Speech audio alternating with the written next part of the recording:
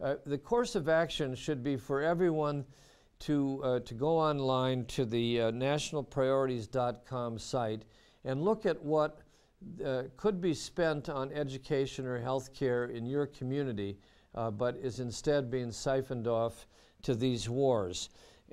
The action should be on getting out of the narrow structure of the peace movement into building coalitions, especially with groups concerned about the threats to their domestic budgets and priorities. For example, the Progressive Democrats of America have waged a campaign with the Nurses Association and others called Healthcare Not Warfare for over a year, with enormous amount of activity in congressional districts.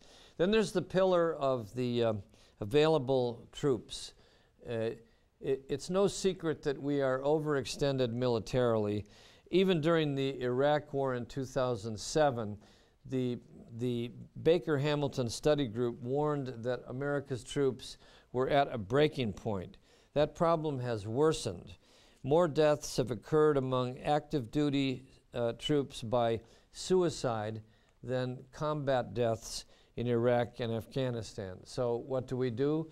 The course of action should be to participate in counter-recruitment programs outside of high schools and community colleges, and always support funding for veterans programs. Then there's the Global Alliance, the pillar of the Global Alliance.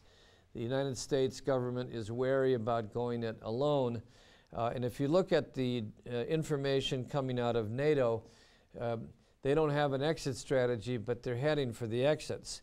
The Netherlands have already withdrawn 1,950 troops. Italy says 3,400 will go by 2014. Poland, 2,600 troops by 2012. Canada, 2,800 by December of this year. Sweden, 600 by 2012. France, 3,500 troops will be out beginning this year. The United Kingdom, 10,000 out by 2015. The same happened with the so-called coalition of the willing during the Iraq War. So what action can be taken? We just have to have confidence and communicate support wherever we can for our friends and neighbors in NATO countries that no longer want to be satellites of the Pentagon and the United States government.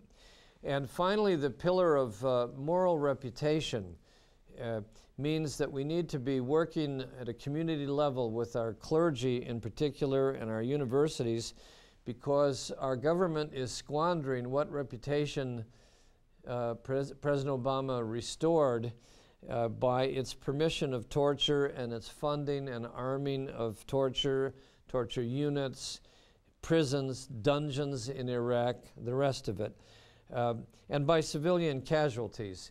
Here, if we belong to civil liberties groups or legal groups or clergy groups, speaking out on these issues, testifying, and moral witness through civil disobedience is called for. I would say take every opportunity to expand the reach of peace groups on the ground this year.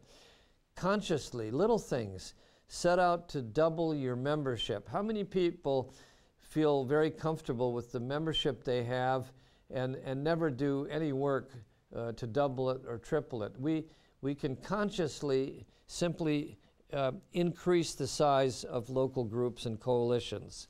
Each group should appoint a person to serve as a liaison to the clergy, to labor, to civic groups that are worried about budget cuts. We should assign volunteers to do counter-recruitment at high schools down the road. We should build huge email addresses of voters in progressive precincts where they can have an impact by reporting to their neighbors around them of just where their representatives stand or quiver, for that matter, on the issues of the war and funding. I think we've come to a point where the public is sufficiently tired of these wars to support a peaceful alternative, like an exit strategy, including talks with the Taliban, including possibilities like an internationally supervised partition of the country along the same lines that forced it into civil war a decade ago. For more information on exit plans, I would suggest going to Scott Atran's book, Talking to the Enemy. He had an excellent op-ed piece in the New York Times recently, or going to the work of the Afghan Study Group, which is a network under the auspices of the New America Foundation. You can go to them at afghanstudygroup.com. They have made a proposal for a phased withdrawal. They're proposing 30,000 troops out by this October and another 30,000 by July 2012, which would be cutting our troops in half going into the next presidential election.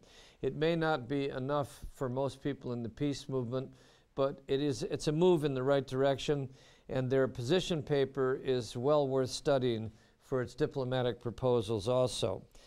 In conclusion, before we take questions, I just ask you to remember that we're protesting not only Iraq and Afghanistan and Pakistan and Yemen, but a future in which there will be a shadow over our children or lifted from them, in which democracy will be diminished or enhanced, in which our domestic budgets will be slashed or preserved, our deficits will be drastically increased or reduced, and our children's future determined before they're born, unless we stop the future being scheduled for us now. That's it for this week. Now let's take some questions and comments.